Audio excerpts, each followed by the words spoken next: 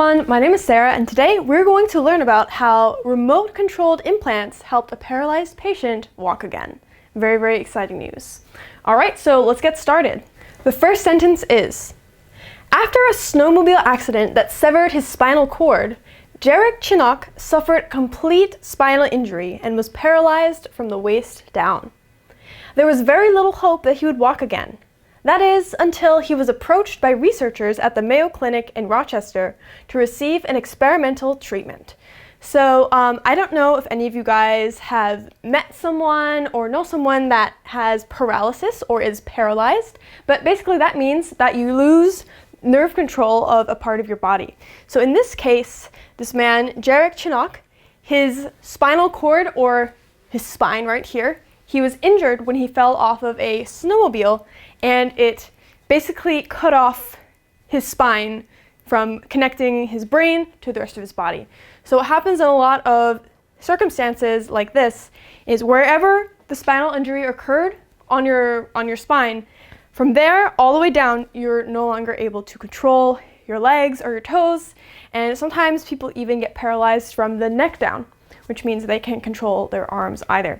And obviously, this is a very, very difficult way to live, especially if you are used to having, control over your limbs and being able to get around by yourself. So I bet Jared was probably pretty upset when he found out that he was paralyzed from the waist down, and perhaps he didn't feel very hopeful.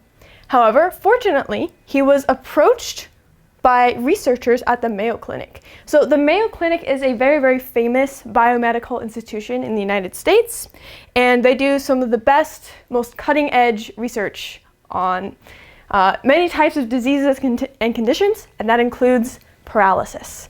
So yes, basically he had a very severe spinal cord injury because of a snowmobile accident, but before all hope was lost, the Mayo Clinic said, hey, would you like to try our experimental treatment? So let's see what happened. After he agreed to participate, doctors implanted a remote-controlled electrode below his spine injury to simulate brain activity. So here you gotta be careful to make sure that you're reading this word as simulate and not stimulate, because both of those words are relevant in this context. But the word simulate is to basically act in a similar way, or to replace, or to serve as. And you can tell that's the case because this S-I-M-U-L, that means the same in Latin. So basically, as we just said, the Mayo Clinic had some researchers that went up to him and asked if he would like to participate in this new treatment. And what they did was they implanted or embedded or inserted an electrode below his spine injury. So an electrode is a small device that emits small bursts of electricity into the body. And this is kind of similar to how your brain communicates with the rest of your body. So because of that, the electrode was able to simulate brain activity.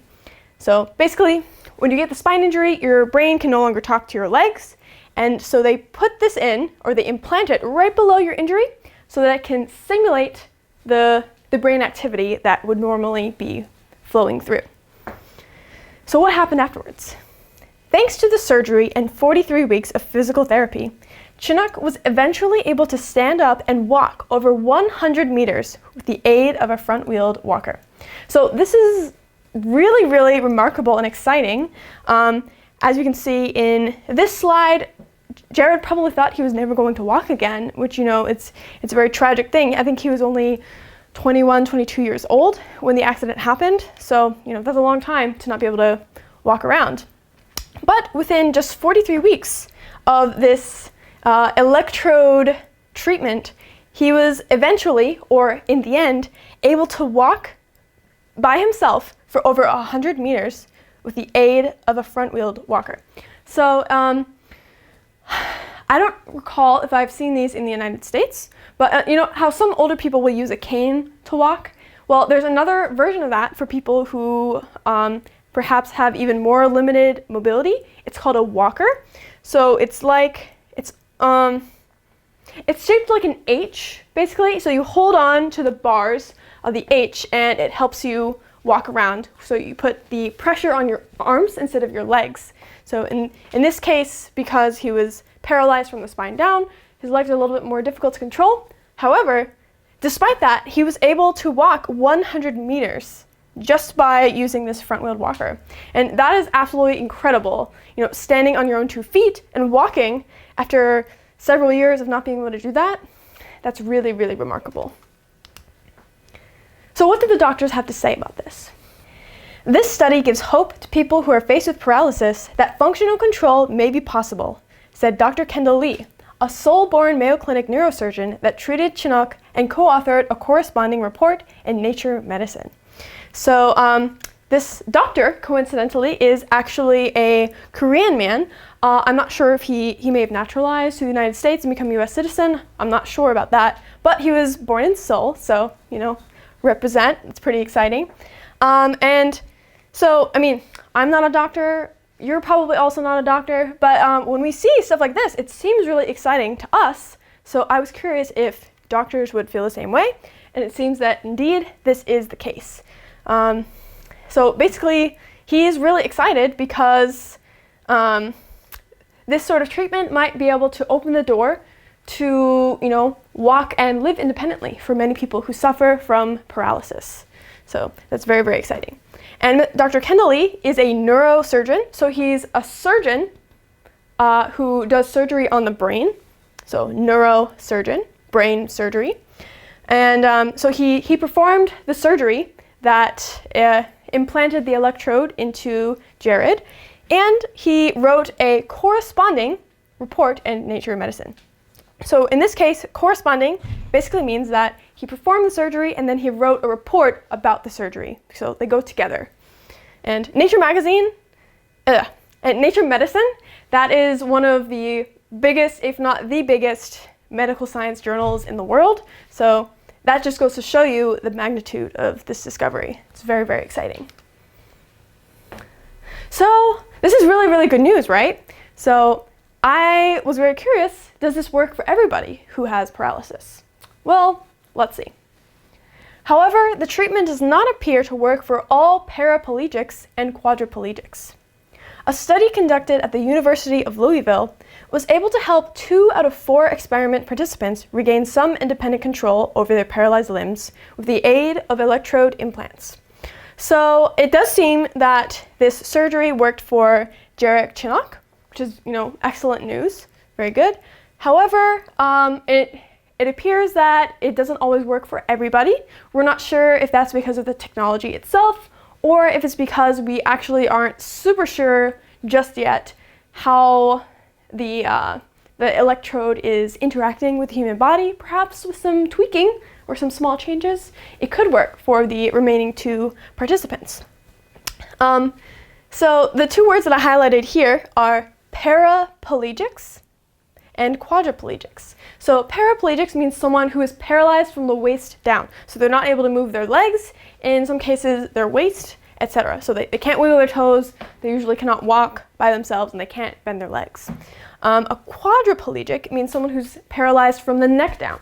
So quadra, that means 4 in, I believe, Latin.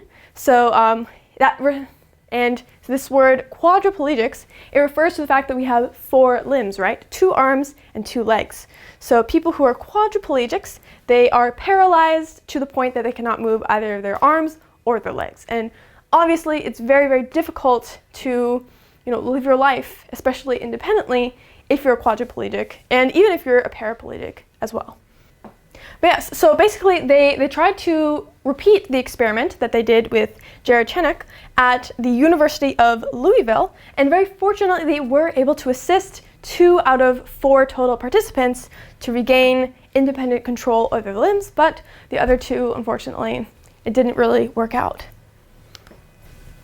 Researchers still cannot fully explain why the treatment worked in 2 patients but not in the others, highlighting a need to identify exactly why and how electrode stimulation simulates communication between the brain, the spinal cord, and individual nerves. So just to be clear, the first time that I filmed this, I made a mistake. I said stimulation stimulates, but it's actually stimulation simulates. So if you're reading this out loud, make sure to be careful because these two words, they look really, really similar, but they actually don't mean the same thing. So yeah, basically, as we mentioned earlier, the study at the University of Louisville was able to help about 50% of 4 total participants, but not the other 2. And we're not exactly sure why just yet. And so the researchers say that this highlights or identifies the need to kind of understand more deeply why and how this implant actually facilitates communication between the brain and the limbs. Doctors and paraplegics hope that in the coming years, electrode treatment can be refined and used to help people who have sustained spinal cord injuries regain control over their bodies as well as their lives. So, yeah, I mean, we're still in the experimental stage of this treatment, but doctors as well as paraplegics and quadriplegics, or patients who suffer from paralysis, they're holding on to the hope that this experiment can help scientists identify how to make this surgery work for everyone so that people with spinal cord injuries can regain control of their limbs as well as their lives. So this refers to the fact that basically if you're not able to walk by yourself and you're not, or in some circumstances you're not even able to move your arms, basically you cannot live on your own. Someone else is going to have to help you walk, someone else is going to have to help you get food and to get to and from the places that you want to go. There's still a lot of things that you can do, but in a lot of cases you are going to need assistance. However, if this electrode treatment is able to be refined or made more exact and precise, paraplegics and quadriplegics can regain control or be able to control again their arms and their legs as well as their lives. So they'll be able to live a little bit more independently once they get this treatment. So fingers crossed. All right, well, that is all for today's video, and I hope that you guys enjoyed this very exciting discovery. I hope that all of you guys have a great day, and I will see you again next week. All right, bye.